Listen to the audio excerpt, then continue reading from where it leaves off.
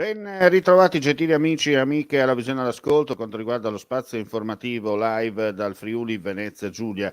Apriamo subito dunque con gli aggiornamenti di cronaca. Una donna di 65 anni è deceduta questa mattina a Trieste precipitando dal quarto piano di un palazzo. È successo intorno alle 9 in via Sanzio nel quartiere di San Giovanni. Al momento del tragico sinistro la donna indossava un paio di guanti di gomma del tipo utilizzato per i lavori domestici. Questo fa pensare agli investigatori che possa aver perso l'equilibrio, forse pulendo i vetri, cadendo nel vuoto, ma le cause sono ancora tutte da accertare.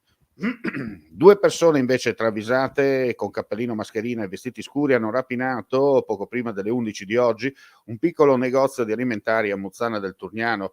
I due sono entrati avvicinandosi poi alla cassa, hanno estratto un coltello. L'azione è stata veloce, così come le minacce rivolte alla cassiera puntandole contro la lama. Per lei non è rimasto altro che consegnare il denaro.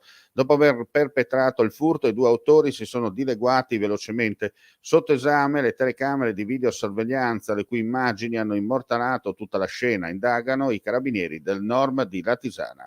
Ora andiamo a vedere i numeri del Covid in Friuli Venezia Giulia. Su 4.468 tamponi molecolari sono stati rilevati 363 nuovi contagi con una percentuale di positività dell'8,12%. 7.074 i test rapidi antigenici, dai quali sono stati rilevati 778 casi, l'11%. Le persone ricoverate in terapia intensiva scendono a 2, i pazienti ospedalizzati in altri reparti 139. Nella giornata odierna si registrano 2 decessi. Andiamo a chiudere con una notizia della regione Friuli Venezia Giulia, perché la giunta regionale, su proposta dell'assessore alle autonomie locali, ha deliberato uno stanziamento di 50.000 euro a favore del comune di Raveo per sistemare in modo risolutivo il tetto dell'immobile di proprietà comunale denominato Casa da Bue, destinato ad alloggi per albergo diffuso. L'ingente nevicata dello scorso 16 febbraio aveva causato lo spostamento e la caduta di numerose tegole, costringendo l'amministrazione locale a chiudere anche la strada per evitare danni a persone e cose. E con questa notizia chiudiamo qui questa edizione flash. Chiudiamo qui questa edizione flash del pomeriggio.